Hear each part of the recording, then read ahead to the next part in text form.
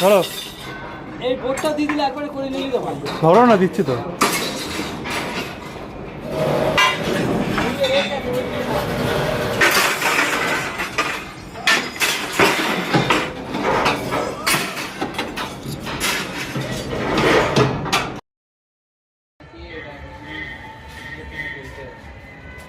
B holder বলে কি আছে?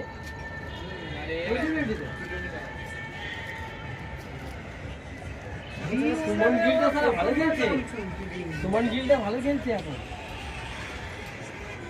দেখে শান্তি ছিল মুখে।